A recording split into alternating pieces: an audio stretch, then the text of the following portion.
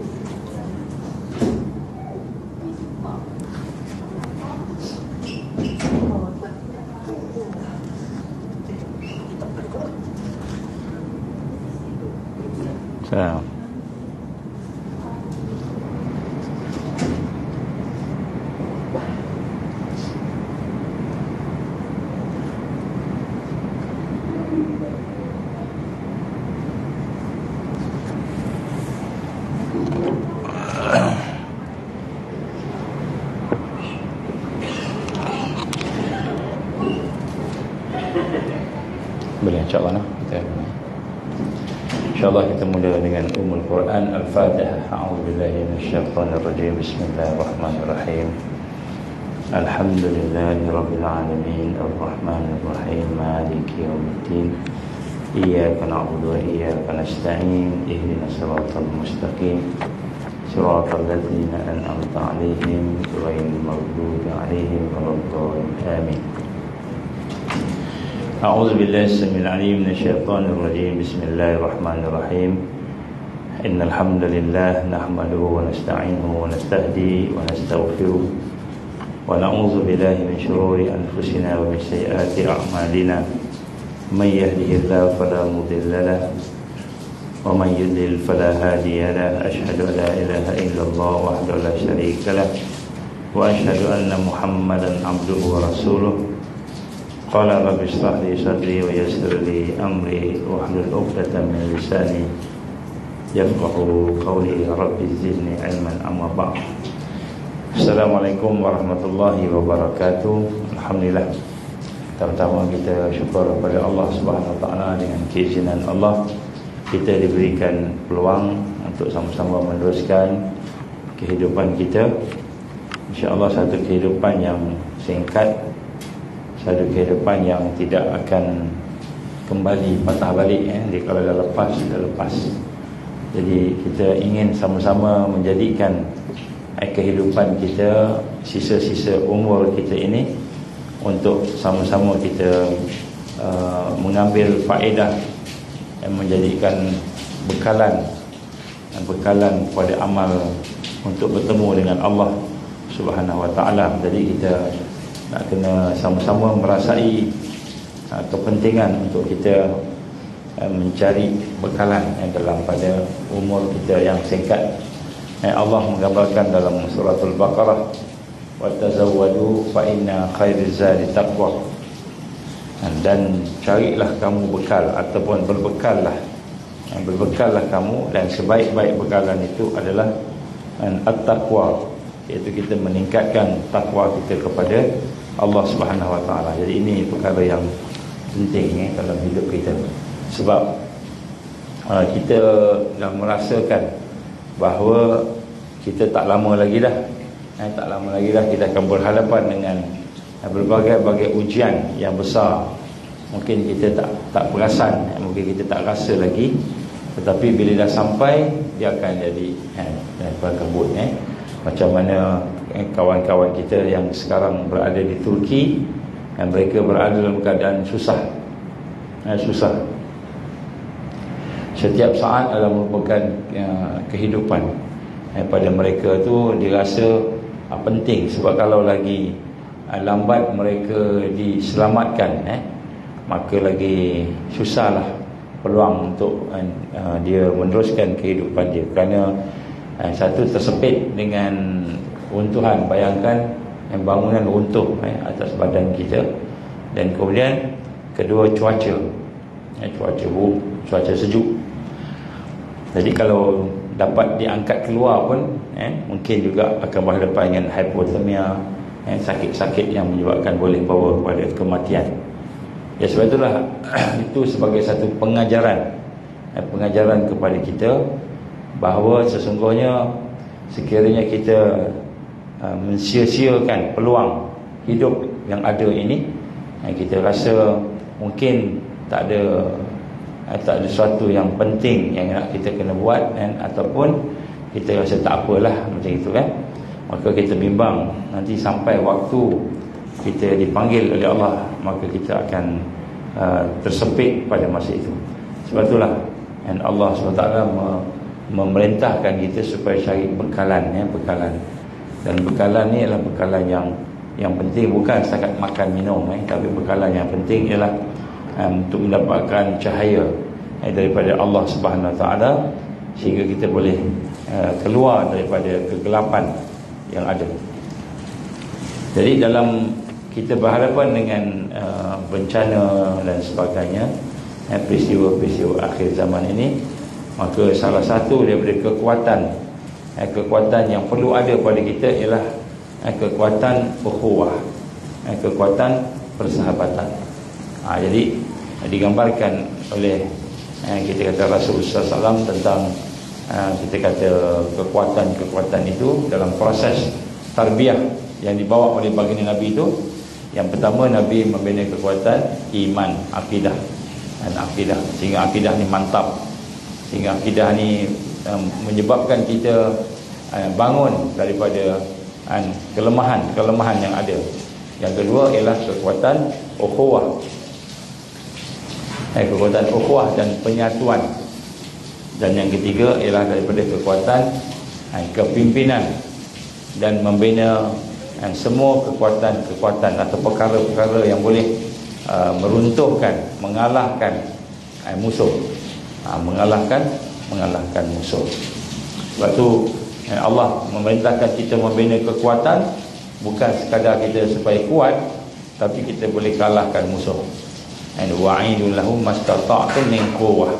Jadi Allah gambarkan kita kena bina kekuatan supaya apa? Boleh menggerunkan musuh dan kemudian boleh mengalahkan musuh. Jadi sebab itu kita nak kena tengok satu-satu. Jadi insyaAllah masa ringkas pada hari ini kita nak tengok salah satu daripada kekuatan mungkin yang kita boleh ambil di sini ialah dari sudut kekuatan al-ukhuwah. Ukhuwah ataupun persahabatan, persaudaraan, yang merupakan satu kekuatan yang amat perlu. Ini bukan sunat. Menjaga kekuatan ni dia bukan sunat, tapi menjaga kekuatan sahabat ni, ukhuwah ni ialah wajib. Satu yang wajib kita kena buat kan. Sehingga kan Nabi menggambarkan tidak sempurna iman kita kalau kita tak ada kekuatan kasih sayang kepada sahabat kita. Bagaimana kita sayang diri kita sendiri, maknanya kalau kita tak sayang sahabat kita tu tak sempurna iman. La yu'minu ahadukum, tidak beriman seseorang itu, tidak beriman seseorang itu hatta sehinggalah yuhibbu li akhihi, dia sayang kepada saudaranya, sahabatnya. Bagaimana dia sayang dirinya sendiri. Jadi inilah yang digambarkan oleh Rasulullah sallallahu alaihi wasallam. Jadi sebab itu menjaga ukhuwah ni wajib, hukumnya wajib. Bagaimana digambarkan oleh kaedah syarak, ma la yatimul wajib illa bihi fahuwa wajib. Sesuatu yang wajib tidak dapat dilaksanakan, maka perkara itu menjadi wajib. Jadi sebenarnya jaga sahabat ni wajib. Jadi nak kena rasa begitulah. Jadi ukhuwah pada jalan Allah ini sebenarnya adalah satu nikmat besar, bekalan yang besar yang akan membawa kita sehingga sampai peringkat kita boleh bertemu dengan Allah dalam keadaan yang terbaik. Ini nikmat yang Allah bagi. Wa'tasimu bihablillahi jami'a wa la tafarraqu. Ini perintah Allah. Hendaklah kamu berpegang teguh dengan tali Allah, jangan kamu berpecah belah, bercerai-berai. Wazkuru ni'matallahi 'alaikum. Maknanya Allah gambarkan kita, hendaklah kamu ingat, wazkuru, ingatlah nikmat Allah ke atas kamu ketika kamu dulu bermusuhan. Iz kuntum a'daan fa'allafa baina qulubikum. Kemudian Allah SWT menyatukan hati-hati kamu, fa'asbahtum bi ni'matihi ikhwana. Maka dengan nikmat itu maka kamu jadi orang yang bersaudara. Jadi rupanya bersaudara ni, bersahabat kerana Allah ni pun satu nikmat dan merupakan satu anugerah daripada Allah Subhanahu Wa Taala. Dan apa yang kata dalil perlu sangat, kan? Allah gambarkan apa dalam ayat ini, kan? Wa kuntum ala syafa hufratin minan nar, kan? Dan kamu sebelum ini sebenarnya berada di tepi jurang neraka, hufratin minan nar fa ankazakum minha. Dan kemudian disebabkan kita ni tidak ada kekuatan ingat memperingati, tolong menolong dalam keadaan yang sebenarnya itu, maka kita sebenarnya kalau tidak ada ukhuwah akan berada di dalam di tepi-tepi jurang neraka, tepi-tepi jurang neraka. Fa ankazakum minha, maka Allah selamatkan kamu dengan ada sahabat. Allah selamatkan dengan ada sahabat, dengan ada orang yang boleh membantu kita. Kadzalika yubayyinullahu lakum ayatihi la'allakum tahtadun.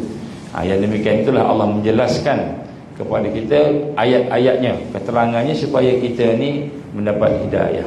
Jadi ayat ini surah Al-Imran ayat 103 ni menunjukkan kepada kita rupa-rupanya kita dapat bertemu dengan sahabat yang soleh, sahabat yang berpegang dengan tali Allah. Wa'tasimu bihablillahi jami'a, bihablillah, sahabat yang pegang dengan tali Allah, sahabat yang baik ni, sahabat yang soleh ini rupa-rupanya adalah satu nikmat. Dan dalam ayat ini Allah gambarkan, kalau tidak ada nikmat ini, kita akan rosak dan masuk dalam neraka Allah, kan? Allah selamatkan kita dengan sahabat yang ada iman, yang ada akidah, yang ada kekuatan, kefahaman yang betul, kan? Kenapa? Kerana kalau tidak ada sahabat itu, kita akan terjerumus ke dalam neraka Allah Subhanahu wa taala. Wa kuntum ala syafa hufratin minan nar, kamu berada di tebing-tebing, di tepi-tepi jurang neraka. Jadi Allah fa'ankazakum minha, Allah selamatkan kamu. Selamat macam mana? Selamat dengan ada sahabat. Jadi sebab itu nombor satu pada tengah hari ini kita cuba buat muhasabah. Siapa sahabat kita yang boleh bantu kita untuk nak menjauhkan daripada jurang neraka Allah Subhanahu wa taala? Ada tak? Ada tak? Jadi ada tak? Kalau tak ada, kita kena carilah. Kalau tak, kita tak selamat. Tak selamat. Tambahan lagi, apabila adanya ujian di akhir zaman dengan agenda Dajjal nak datang, dengan agenda dia punya tipu daya Dajjal, dia akan datang. Jadi kita perlu minta kepada Allah nikmat, satu nikmat yang akan menyempurnakan iman Islam kita ini, iaitu sahabat. Sahabat yang baik kena ada. Jadi sebab itu kalau kita tak ada sahabat yang baik, yang soleh ni, sahabat yang soleh ni maknanya sama-sama kita terikat dengan ikatan hati yang berasaskan akidah, bukan lain. Kalau kita baik dengan seseorang tu tapi akidahnya tak sama, dia bukan sahabat. Sebab kita akan berperang dengan dia nanti ke akhirat. Kita berbaik dengan dia sebab projek dunia sahaja, dia bukan sahabat. Sebab itu hanya untuk projek dunia. Baik, memang tolong, bantu kita, tapi di akhirat nanti kita akan bergaduh dengan dia.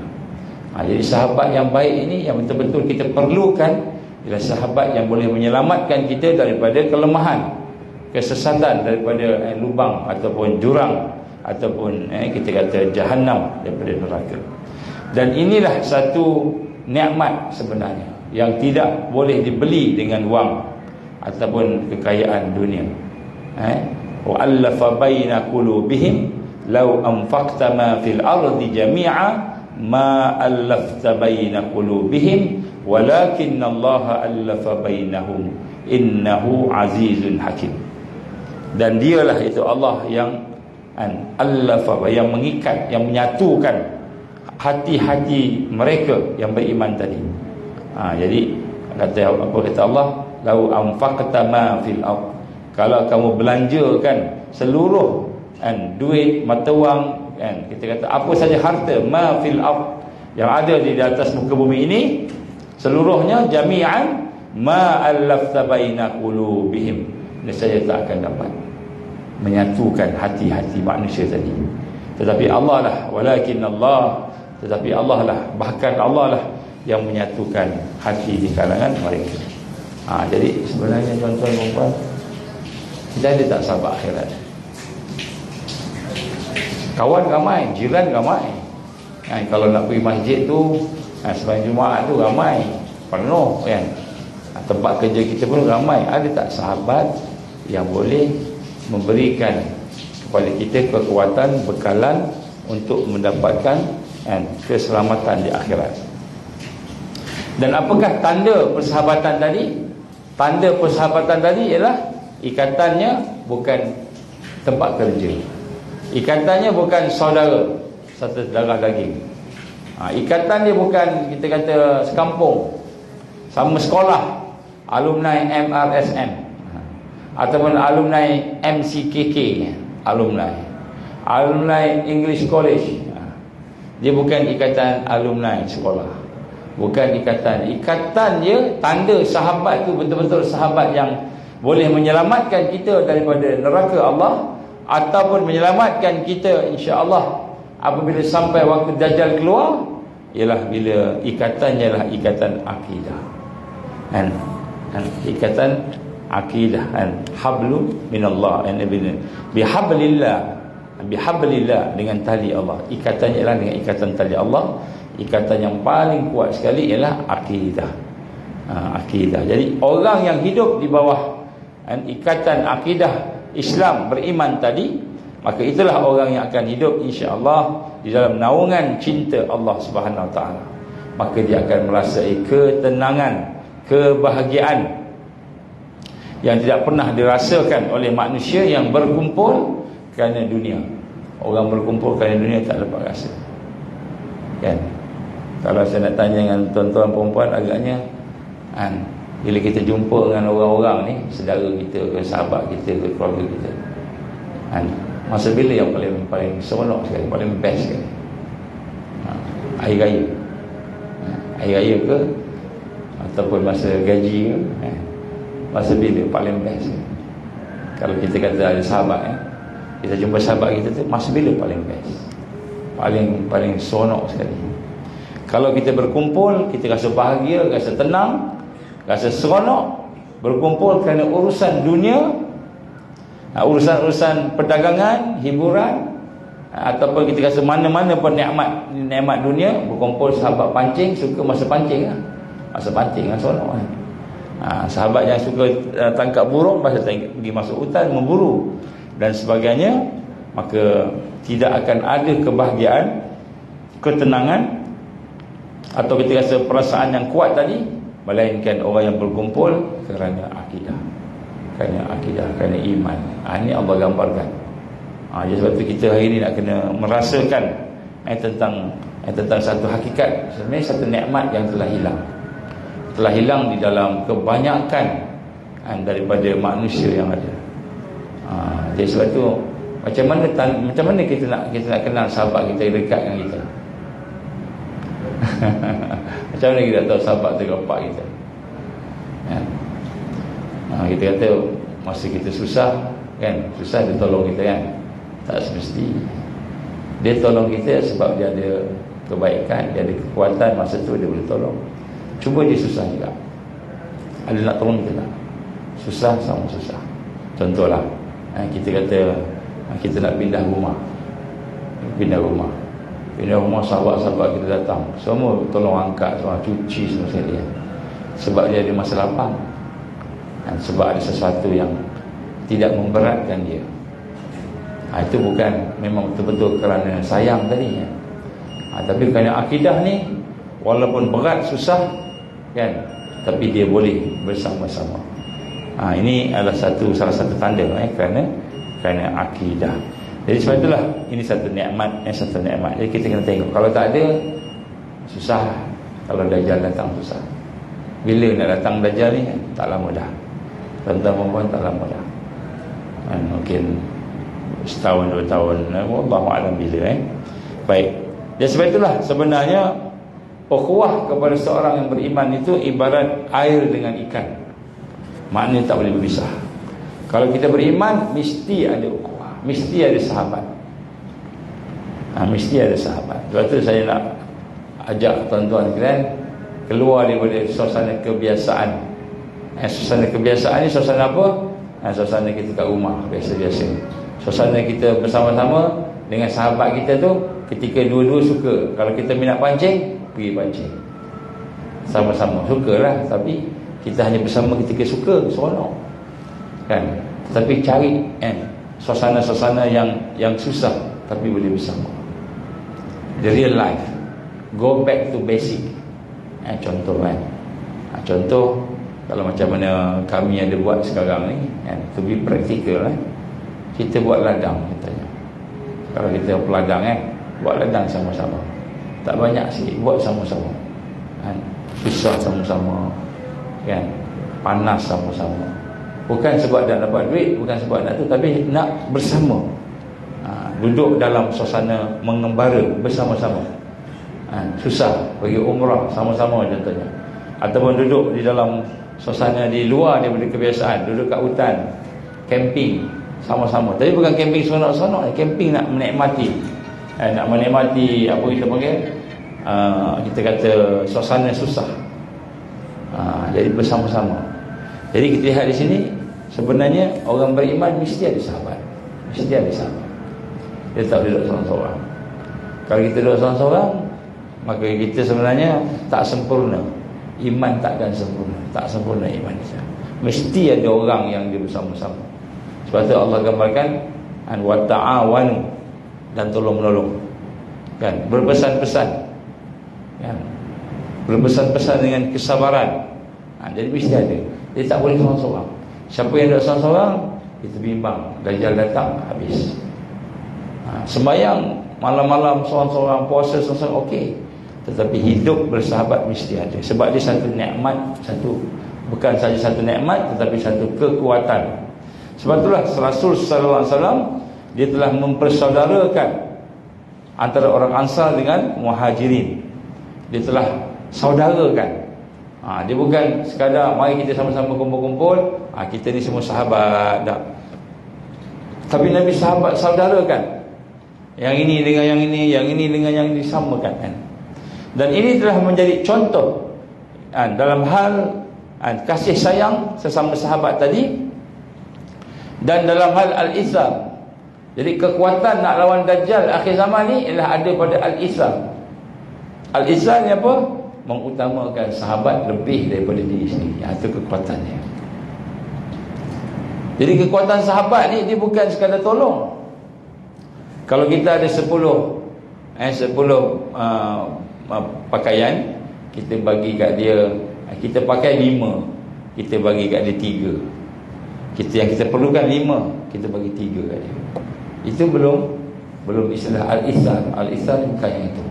Al-ihsan ni kita ada 10 pakaian, kita perlukan 5, kita bagi 7 kat dia, kita tinggal 2 je, atau tinggal 3. Maksudnya yang kita perlukan pun kita boleh bagi. Itu al-ihsan. Al-ihsan ni ganjaran di syurga. Ganjaran di syurga. Ganjaran ni barakah. Kalau kat dunia ni barakah. Barakah, maksudnya Allah bagi sesuatu kekuatan, disebut al-ihsan. Jadi untuk kita berhadapan dengan tribulasi, kesusahan, mihnah, cabaran, cobaan, fitnah, ujian yang ada di akhir zaman, kita kena sayang sampai melahirkan al-ihsan. Dan al-ihsan, jadi al-ihsan inilah sebenarnya yang akan membawa kepada barakah. Al-ihsan ni dalam umur hidup kita sekali pun cukup. Mesti ada. Sekali pun cukup. Kalau hati-hati lagi bagus. Apa masalah ihsan? Sahabat kita memerlukan sesuatu, kita memerlukan yang sesuatu itu, maka kita utamakan dia. Tak apalah, ambillah. Kita kehilangan sesuatu yang kita perlukan, atau al-ihsan. Maka digambarkan para ulama, sekurang-kurangnya kita nak mencontohi Ansar dan Muhajirin ni, zaman Nabi dulu, sekurang-kurang seumur hidup kita sekali. Seumur hidup kita sekali. Jadi apabila kita dah berada dalam keadaan begitu, insya-Allah selamat ukhuwah kita. Selamat ukhuwah kita. Jadi ini tak boleh kita buat melainkan kita yang benar-benar kenal sahabat kita, sayang sahabat kita. Sayang tu pula bukan sayang kerana sama-sama LPP, sama-sama bekerja dekat menara, sama-sama ada projek tak. Sayang kerana Allah, akidah. Jadi di sinilah Allah akan bagi bahagia, Allah akan bagi ketenangan. Dan di sinilah yang telah ditunjukkan oleh Rasulullah sallallahu alaihi wasallam. Jadi Nabi sallallahu alaihi wasallam tunjukkan kita yang ini, contoh yang ini. Tapi yang ini tak ada pada hari ini. Dan daripada situlah lahirnya barakahnya Allah SWT kepada para sahabat tadi, sehingga Allah Taala memberikan kemenangan kepada mereka. Ini maksud sahabat. Jadi kita tanya diri, ada tak sahabat? Kalau tak ada, kita kena cari. Rugi. Kita kena keluar daripada kebiasaan kita, pergi cari. Berkenalan dengan orang yang berjuang. Selalunya orang yang boleh bersahabat dengan baik ni yang berjuang. Orang yang berjuang maknanya yang berdakwah, yang menghidupkan suasana tarbiyah, yang menghidupkan suasana jihad. Jadi orang ni yang sebenarnya dia boleh mempunyai sifat-sifat ini. Kalau kita tidak ada, maka kita tidak sampai kepada apa yang telah disampaikan oleh Rasulullah SAW kepada sahabat-sahabat. Kita tak sampai lagi. Bila Allah gambarkan dalam Quran, innamal mu'minuna ikhwah, innamal mu'minuna ikhwah, sesungguhnya mukmin itu bersaudara. Ayat tu kita tak boleh amal lagi, tak boleh nak amal, tak boleh nak kita hayati, tak sampai. Kemudian Allah menggambarkan, Allah akan beri kemenangan kepada kita. Contoh ayat tadi tu, wa'tasimu bihablillahi jami'a wala tafarraqu, pun tak boleh nak amal sebab kita tak ada iman, sehingga lahirkan ukhuwah. Iman melahirkan sembahyang, mungkin. Iman melahirkan kekuatan kita nak pergi umrah, pergi haji, berkorban, buat korban, sembelih lembu, sembelih kambing, mungkin ada. Itu untuk diri kita sendiri. Tapi iman untuk berkasih sayang dengan sahabat kita, orang yang sama berjuang tadi, yang inilah yang sebenarnya kekuatan. Inilah yang kita nak kena faham. Kita kena menghayati betul-betul, sungguh-sungguh. Sahabat-sahabat Rasul SAW sampai peringkat mereka tak boleh, kalau tak jumpa sahabat-sahabat dia dalam masa sehari, 2 hari, tak boleh. Dia nak juga jumpa sahabat dia. Kita macam mana? Jadi kalau tak ada tu, tuan-tuan puan-puan, saya minta maaf lah. Kalau tak ada hak tu, macam mana kita nak bangkit di zaman-zaman kebangkitan? Zaman kebangkitan dah dekat sangat. Dah dekat sangat. Zaman kesusahan dah dekat. Dia macam mana tahu? Dia akan jadi tu secara tiba-tiba. Macam mana kata Rasulullah SAW, di akhir zaman nanti kamu akan menjumpai banyak kematian yang mendadak, tiba-tiba mati je. Tiba-tiba mati. Ini hadis Rasul sallallahu alaihi wasallam. Dan juga dalam hadis yang lain Nabi gambarkan tentang al-maut, dia datang secara tiba-tiba. Kita tak sangka. Kita tak sangka. Al-maut kita tak sangka. Jadi sebab tu apabila kita berhadapan dengan satu yang dekat, kesusahan yang besar, ujian yang besar, maka pada ketika itu hendaklah kita sama-sama faham kekuatan kita tak cukup seorang-seorang kita, mesti ada sahabat. Mesti ada sahabat. Kalau kita tak kahwin lagi, kena cari sahabat kahwin lagi. Bukan laki dengan laki, cari yang perempuan lah. Kalau yang laki, perempuan, cari sahabat. Jadi suami isteri ni partner. Suami isteri ni dia satu partner, pasangan. Dia panggil pasangan. Jadi sebab kat sini, itu sahabat kita. Mesti ada. Kalau kita dengan orang lain pun nak kena ada juga persahabatan.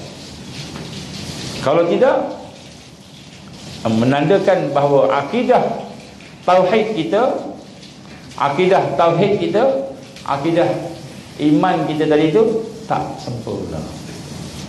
Walaupun kita jadi orang yang banyak beribadah. Tak sempurna. Kita beramal banyak, kan? Innal insana lafi khusr illa allazina amanu, kita beriman, wa amilus solihat, kita beramal soleh, wa tawasaw bil haqqi wa tawasaw bis sabr. Maknanya kita baru dapat 50%. Persiapan akhir zaman yang fullnya mesti persiapan diri dan persiapan bersama sahabat. Bersama sahabat seperjuangan. Kalau kita tak ada sahabat seperjuangan, maka kita tak bersiap lagi. Kalau banjir tu, kitalah yang akan tenggelam.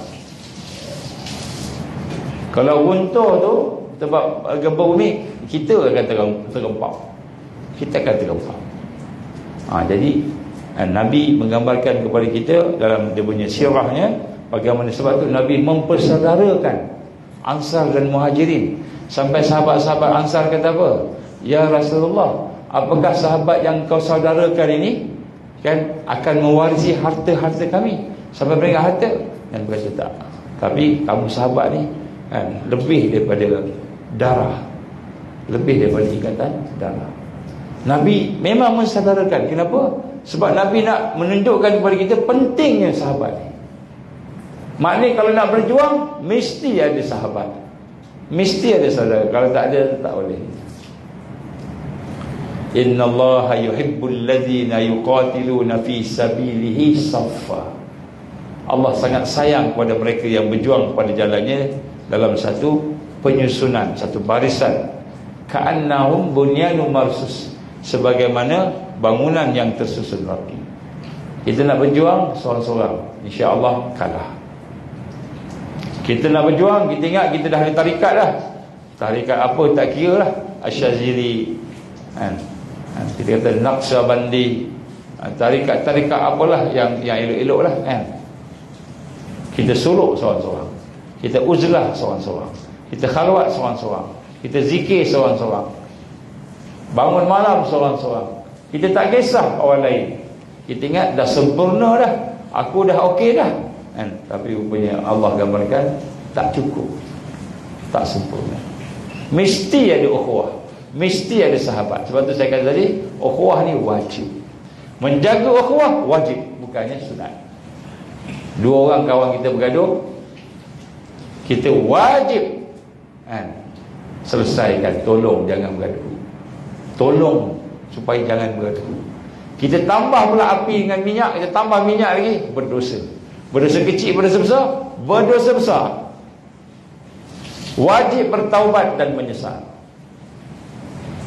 Wajib minta maaf pada sahabat yang kita laga-lagakan tu, wajib minta maaf. Namimah dipanggil. Namimah ni apa? Mengadu domba kan? Si A dengan si B kan? Kita bagi gaduh, kita bagi gaduh, kita pula tambah minyak sini, tambah minyak sana kan? Kita pergi kat si B, aku tadi baru jumpa si A kan, dia kutuk engkau, kau kan? Oh iya ke? Ya. Iya, semua sampai ke mak engkau, bapak engkau pun dia cakap. Ni semua mesti anak begini kita. Oh iya ke? Padahal tak ada pun. Kita namimah, kita mengadu domba. Waktu pergi pula pada si A pun sama juga. Si B, si A sama, kita gaduhkan dia. Berdosa tak? Berdosa. Berdosa besar, berdosa kecil? Berdosa besar. Kalau orang yang tidak sayang pada sahabatnya pun dah Nabi kata la yu'minu ahadukum, tidak beriman seseorang yang tidak sayang kepada sahabat dia, apalagi orang yang nak memecah belahkan Islam dan mukmin tadi. Lagi besar, maknanya hampir-hampir tak ada iman walaupun dia sembahyang.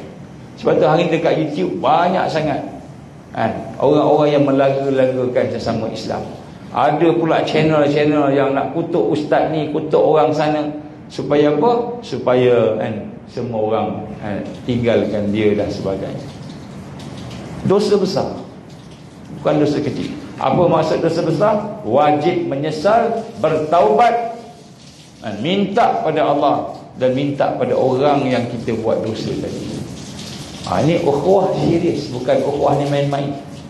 Jadi ukhuwah ni bukan kata nikmat saja, okey, tolong-tolong tak. Ukhuwah mesti lahir kekuatan. Sebab Dajjal datang besok, tentera datang, tentera Dajjal datang, maka ketika itu orang yang tidak ada sahabat, yang tidak ada saudara tadi akan terpancing. Ya, sebab itulah inilah antara kekuatan yang digambarkan oleh Rasulullah sallallahu alaihi wasallam sebagai kekuatan nak menentang perkara-perkara yang jahat. Tambahan lagi, bukan sahaja kita kata ukhuwah itu penting, tetapi kita sendiri akan berhadapan dengan gangguan. Kita akan berhadapan dengan fitnah. Syaitan daripada manusia dan jin akan mengintai. Tuan-tuan, kadang-kadang kita tak perasan. Saya sebut sikit lah, no? Kita ingat kita tak ada apa-apa tau, tapi rupanya qarin kita, qarin apa? Jin yang lahir sama kita tu, dan syaitan yang duduk dekat kita, sentiasa menyerang kita. Dan mereka ni ialah musuh. Jadi kadang-kadang kita tak perasan yang kita jadikan kawan tu syaitan. Bukan sahaja yang manusia, yang jin. Saya bagi satu contoh. Kenapa kita susah nak buat baik? Nak bangun malam, nak puasa Isnin Khamis, nak beramal. Kenapa kita susah nak buat benda-benda yang Allah suruh? Ataupun kenapa susah nak tinggalkan kejahatan kita, dosa kita? Kenapa susah? Kita ingat kita lawan dengan nafsu kita je. Kita dengan diri kita tak? Ada syaitan yang bersahabat dengan kita. Kita tak perasan. Ada syaitan yang bersahabat dengan kita, menyebabkan kita tak boleh tinggalkan dosa kita. Kita tahu dosa, kita menangis, ya Allah, kenapalah aku buat dosa ni, ya Allah, kenapalah, ya Allah, kenapa, ya Allah. Kita tak perasan rupanya kita sedang diserang oleh syaitan binal jin wal ins yang duk keliling kita, sehingga kita tak boleh nak keluar daripada kepompong maksiat mungkar. Tak boleh meningkat. Kita kata dah semayang dah, alhamdulillah, boleh solat, dah boleh solat, alhamdulillah. Tapi solat tak khusyuk. Agaknya kita solat tak khusyuknya Allah terima tak? Subhanallah, subhanallah. Maha suci Allah. Allah subhanahu wa ta'ala kalau dia sayangkan kita, maka dia akan bagi apa yang baik bagi kita. Contoh, kita semayang, bagi sekali lagi nak semayang zuhur, Allahu Akbar, kita takbiratul ihram. Masa takbiratul ihram tak khusyuk. Masa takbir tu boleh teringat benda lain. Niat pun, dah niat belum? Dah niat belum? Dah ada lah. Allahu Akbar. Masa takbir dah tak khusyuk dah. Masa baca Fatihah, Bismillahirrahmanirrahim, Alhamdulillahi Rabbil Alamin. Baca Fatihah tu tak khusyuk. Kita cek diri kita, kita cek diri kita. Jangan tengok orang lain, diri kita sendiri. Kita baca surah pula, Bismillahirrahmanirrahim, Qul ya ayyuhal kafirun. Baca surah pun tak khusyuk. Teringat lain, ada benda lain, projek, bos marah kita, lepas nak jumpa bos, lepas ada mesyuarat, tak kena bentang. Rokok, Allahu Akbar, rokok pun tak khusyuk. Tuan-tuan tengok, Nabi gambarkan siapa yang bersolat dan berpaling daripada Allah, Allah murka dengan dia. Kita tengah solat, Allahu Akbar, tiba-tiba tengah solat kita berpaling daripada Allah, hati kita berpaling, ingat benda lain. Tiba-tiba tinggal, lepas ni nak kena pergi sana ni, tak boleh pelan-pelan, tak boleh lambat-lambat, solat kena laju sikit. Teringat nak ada jumpa orang, appointment, bos, berpaling. Satu, Allah maafkan kami. Allahu Akbar. Kedua, Allah maafkan kami. Yang ketiga berpaling, cukup ketiga, Allah campak sembahyang kita macam kain buruk. Allah campak sembahyang kita macam kain buruk, tak kat muka kita, kita tak nampak, tapi Allah tak terima langsung. Dalam solat berapa kali kita berpaling daripada Allah? Hati banyak kali. Agaknya Allah terima tak sembahyang kita? Fawailul lil musallin, maka celakakan seorang sembahyang, alladzina hum an salatihim sahun, orang yang sembahyang tapi lalai, ataupun orang yang melalaikan sembahyang. Jadi kita sebut ini, kita punya semayang ni, tiap-tiap hari semayang, alhamdulillah. Tapi kita rasa tak semayang kita khusyuk tak khusyuk? Allah sayang pada kita ni, Allah sayang pada kita. Takbir tak khusyuk, baca Fatihah tak khusyuk, surah baca pun tak kelang kabut tak khusyuk, sampai rakaat berapa pun kita tak ingat. Tiba-tiba masa asyhadu alla ilaha illallah, masa tu kita ingat Allah. Sikit kita asyhadu alla ilaha illallah, hati kita betul-betul pada Allah. Masa tu je, maka Allah akan tengok, ada sikit ingat aku, maka masa tu Allah terima sembahyang kita. Ini Allah sayang kat kita tau. Allah sayang kat kita. Kau tak, Allah tak terima. Tapi kebanyakannya Allah tak terima, sebab memang dah berpaling. Sombong depan Allah Subhanahu Wa Taala. Allahu Akbar, kan? Sama je macam kita cakap dengan orang lain. Cakap dengan bos, kita menghormati bos, menghormati orang besar, lebih daripada kita menghormati Allah dalam solat. Murka tak Allah? Murka Allah. Ma qadarallah haqqa qadri. Mereka tidak meletakkan Allah tempat yang sebenarnya sebagai Tuhan. Baik. Kenapa kita tak boleh nak baiki khusyuk kita? Kenapa kita tak boleh nak baiki ikhlas kita? Kenapa kita tak boleh nak baiki kekuatan kita? Kerana kita ada sahabat-sahabat daripada kalangan syaitan. Sahabat syaitan ni minal jin wal ins. Minal jin wal ins. Jadi sebab tu kita hari ni kalau tak ada sahabat seiman, seakidah, sahabat yang betul-betul boleh menasihati kita, membawa kita kepada Allah, maka sebenarnya kita bersahabat dengan yang lain. Sebab tu kita nak kena cari sahabat. Sahabat kena ada. Sahabat kena ada. Sebab itu digambarkan, bagaimana Allah gambarkan kepada kita, akan ada gangguan, akan ada ujian, akan ada fitnah. Dan kita tak boleh nak meningkatkan diri kita ni, sebab kita sendiri seorang-seorang tak ada kekuatan. Kita perlukan sahabat yang soleh. Cari. Saya cakap macam ni sebab tak lama dah kalau Dajjal dia keluar, kita tak persiapkan kekuatan yang kedua. Kekuatan yang pertama al-iman dan akidah, itu kekuatan yang pertama. Kekuatan kedua ukhuwah, sahabat yang soleh. Sebab tu kita kena cari apa maksud sahabat yang soleh. Sahabat-sahabat yang boleh membawa kita keluar daripada jurang neraka Allah. Kita hari ni dah tebing dah.